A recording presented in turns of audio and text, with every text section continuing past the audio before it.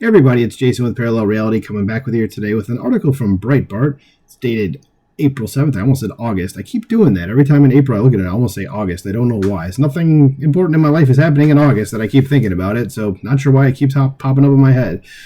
Anywho, it says, DOGE official claims shocking fallout from Biden's mass migration.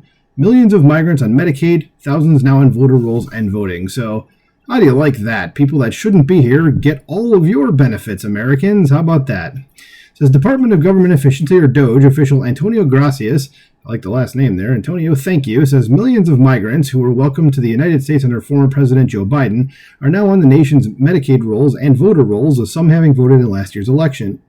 But I was reliably told that that wasn't happening, by Democrats. I guess they lied again about yet something else.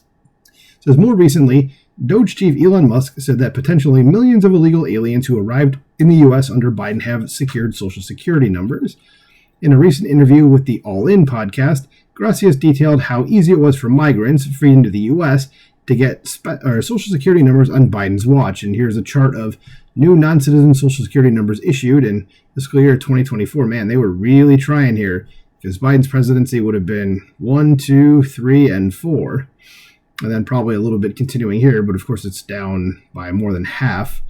But all right. Okay, so there were problems. It says Border Patrol was giving people at times notices to appear, NTAs, and what that allows you to do is come in the country and then you're scheduled a court date like 6 years out, Gracias explained.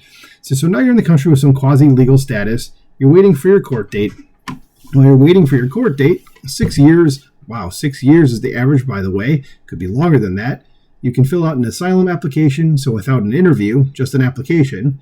Once that application is in, you can file another form, a 765 form, to get work authorization.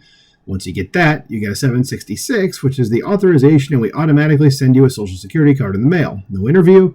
That is the majority of the growth you see in these numbers. This emphasis was added, which I imagined anyway. So it says, Gracia said there is no verification in this process to gain a Social Security number, and that about a quarter of the migrants that were reviewed by DOGE did not have their fingerprints taken by Border Patrol once they crossed the southern border. So we have no idea who's even voting in these, our elections or taking our Medicaid, it seems.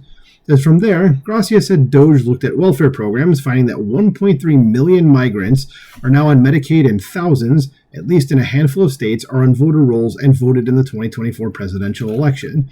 I don't know if thousands would have made a huge difference, but still, it was something, as I said at the beginning, that we were told wasn't happening, and it totally is. As we mapped this through the benefit programs, we found every benefits program that is being accessed by these people. 1.3 million are on Medicaid right now, today. And by the way, it's just ramping up. It's just starting, Gracia said. As we looked at voter rolls, and we found that thousands are registered to vote in friendly states. And we looked even further in those friendly states and found that many of these people had actually voted. It was shocking to us. If I hadn't seen this with my own eyes, I wouldn't believe it. It was shockingly bad. And of course, emphasis was added, and it's going to be added again. It says this is the tip of the iceberg, guys. This doesn't include the 7.8 million that ICE has that have come in illegally that we know are here, and all the people who are here illegally we don't know are here.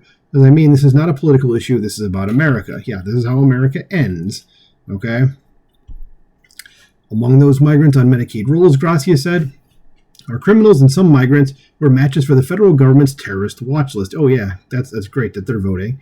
As far as migrants ending up on voter rolls, Gracias, a former Democrat donor, said he believes it is part of a larger scheme by the Democrat Party to import a new voting base. And that's always been the story there, and seems like that's definitely the case. And he said, yeah, I think this was a move to import voters.